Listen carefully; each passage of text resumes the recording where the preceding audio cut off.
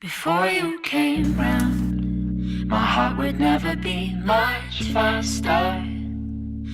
Hey guys, and welcome back to Aseel by Sketchbook. In this particular video, we'll be talking about portfolios. Just as a disclaimer, this is not a portfolio where you apply to university, but when you apply to the job that you want. So I've had a particularly very busy week. That's why I didn't film in advance, and I'm just filming this on Saturday, so I might have to upload it tomorrow. If I don't make it on Saturday, I'm really sorry. So when we be talking about portfolios, there's a lot of questions about it. There's a lot of confusion on what to include and what not to include.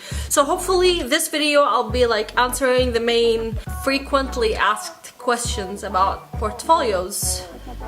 And what I'll also be doing is that I'll make you a sample of the interior design portfolio that you should have, or if you aspire to use it and build something up on it, that's totally up to you. I'll be uploading it on my blog, so every link is down below, and also on my first comment there's timestamps if you want to move through the video. Let's get to it. First of all, everyone asks what kind of things do you need to include in your portfolio? And to answer you this in short and simple answer, you need to be focused on what the company that you're applying for wants to see. Why am I saying that? Is that, you know, as university students, we design a lot of projects. We design hospitality projects, we design commercial and residential. Basically, if you're applying to hospitality interior design company, then this is what you need to be thinking about, and this is what you need to include in your portfolio. Making a portfolio on PowerPoint is very useful because you can easily erase any slide that you want, and then you can save it as, and then you can send the company that you're targeting just that portion of your portfolio. So always have categories on whatever that you want. Remember to be extremely super duper focused. There's this graphic designer that I'm very inspired by, and he had a whole YouTube video about this, so I'll be linking it down below. Why you shouldn't include all of your projects in your portfolio.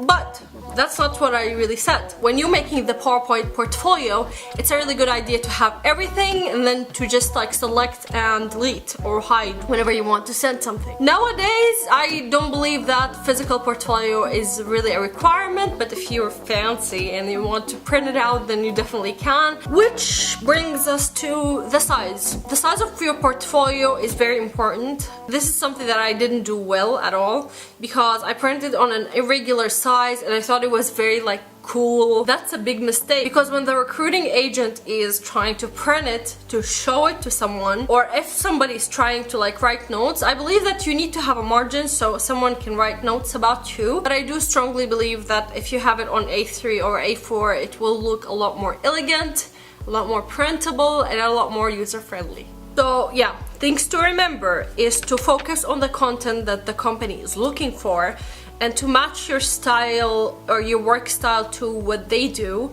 So for example, if you do more modern and they do more traditional, but you have a traditional project that you worked on and you really want to work on your skills in traditional, this is what you show. The second point is to take care of the size of your portfolio, make sure that it's printable and it's user-friendly. The third point, do not put work that you're not proud of. Now that we talked about the portfolio, what it should be, and what kind of like, you know, software you can use. Yeah, which by the way, you can use any software that you want. But I really encourage you to go for PowerPoint just because it's easier to adjust. But you can do an InDesign portfolio, or you can do an Illustrator portfolio, whatever that tickles your fancy, go for it. Our next point will be a very frequently asked question. They say the same thing. They say, we don't have enough work to put in portfolios. And I understand that, and most of the people that say this, they are unemployed at this moment, and they have been employed or they haven't been employed, it doesn't matter. My advice to you, if you have this problem, is to take your old university projects and work on them. So make sure that they're perfect, because I'm pretty sure that each one of us have this project that they love, that they think they can work on, and raise it from 90% to 100%, you know, perfect. And obviously not perfect, but like, you know, as close to perfect as it can be. Or you can measure up your room, your existing room right now. You can measure it up and you can create a coffee shop inside of it. Like, get creative with it. The thing is, if you have spare time, and most probably you do, it's a good idea to build up your portfolio even if you don't have one. And what you can also do is that you can go online and grab a plan of any place that you like. If you want to work for a commercial project, you know, grab a retail, show off that you know how to do the procedure in the interior design. Also, another question whenever I talk about portfolio with anyone is that they ask if they should put technical details, and this totally depends on what you are after. So if you're after like a concept designer kind of job, it's not very necessary for you to do technical details. I mean, you have to have the knowledge. The chances are you have some experience in fit out. Most of my projects are residential, and most of my projects do not require that many technical details. I know how to do typical details, but I'd rather show up in my strong suit, and my strong suit is concept design, furniture design, residential design, but not so much the technical details, because I can either outsource those or I can get my husband to help me to do them, you know? So that's just being honest here. Good job, me. But honestly, like, if you feel like you have the very aesthetically pleasing technical work, then go ahead and put it in your portfolio, you know?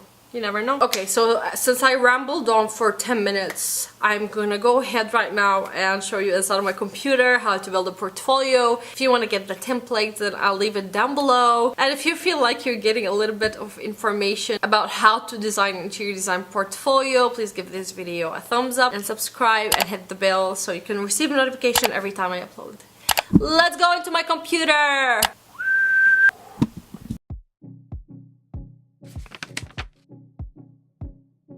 Before you start with your presentation, I really advise you to create a sketch for the layout. Just decide on the orientation of the page and where your content will be. The second thing is to make a mood board. I know I always talk about mood boards, but I really think that mood boards are great for taking whatever idea you have, having a creative direction to guide this idea.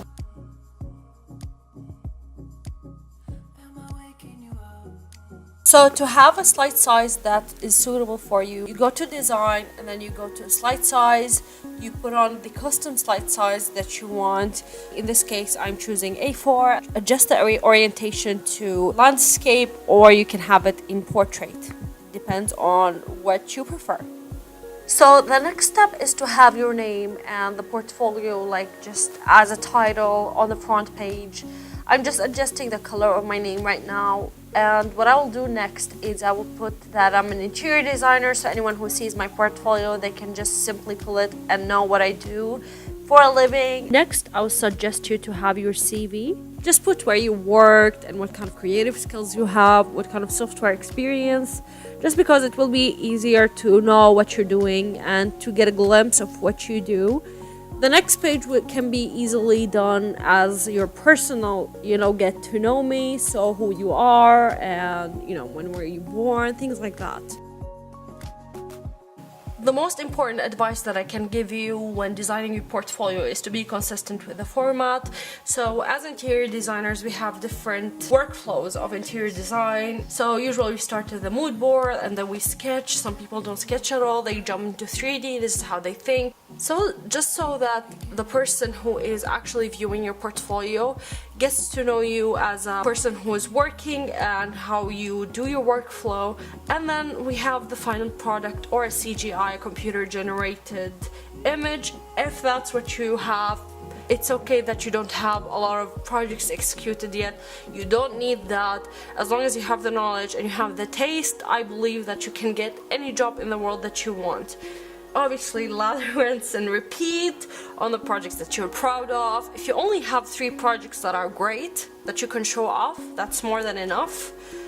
And make sure you categorize your projects. So we have residential, commercial, and hospitality. I think this is the better way to have categories. Definitely leave a good last impression and your contact information. A lot of people, you wouldn't believe, they forget to include their contact information. So someone looks at their portfolio and then they look for a way to contact them, and then they don't have it. Unless it's sent by email, obviously, then they have the email. But it's really good to leave your number and to leave your email and all of that. So yeah, that's basically it.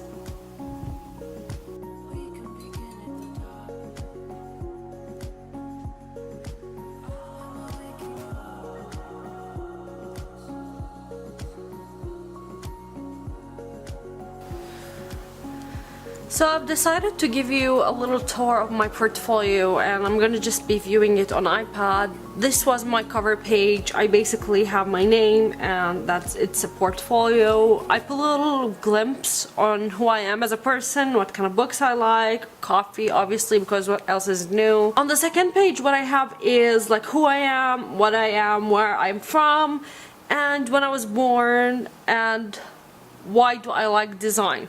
So this part I think is really important because you have like a glimpse of who you are as a person, and you can humanize yourself to the recruiter a little bit, you know. The other part is my portfolio as a student. I made folio just because I thought it was like a little bit childish, so it's just like, these are not all of my interior design project that I designed in university, but these are some of them. And this is the Lush project, which is a retail store that is also a spa. I put a glimpse on what the project is about, so that it's commercial and, you know, a little bit of information. I put colored plans, and I also put the ceiling plan because they were pretty intense here. Some of the materials where they are in the project to show that I can pull together a project. And I put some of the sketches, and I have the section as well, a colored section. I didn't know how to do 3D back then, so I settled for a colored section and some of the sketches. Another project, it's an offices, Viva offices, also the same thing, mood board, but yeah, the same thing, mood board, and a little description of the project. Then as you can see, I have the plans, the sections. What I failed to do here is I didn't show where the sections cut through, so that is a big mistake honestly. But a hospitality project, so hotel style.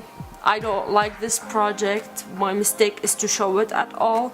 I'm so much better in hospitality than this project, but I don't know why I decided to show it. Back when I did this portfolio, this is the only hospitality project that I had. This is the project that I'm most proud of. It's my graduation project, and it's basically a wedding center. You can find it in my blog, so I'll be linking it down below. And as you can see, mood board, plans. I have each indication on what is this area for. I have the colored sections which like you can see throughout the time how much I improved. So this is like an indication for learning. But I also have some of my sketches and 3D shots. These were like my first 3D shots ever, and they were not very good, but they were okay. My portfolio as a designer, I'll be not showing a lot of things, so like Downtown we let it go. Sunset high and our bodies low. Blood rush in a hazy glow. My hands, your bones. Loose up, we break the scene. One step deep as you fall to me. Hot clap, we skip a beat. Count 1, 2, 3. And don't you stop the music, get into it. Won't you dance with me? Alright guys, thank you so much for watching, and let me know if you have any questions down below, and please don't forget to subscribe and hit the bell and give this video a like if you did like it, and I'll be answering any questions that you put on in the comment section. And if you'd like to hang out with me, you have all my social media handles here. And thank you so much for staying until now, and have a great time of the day wherever you are in the world. Goodbye.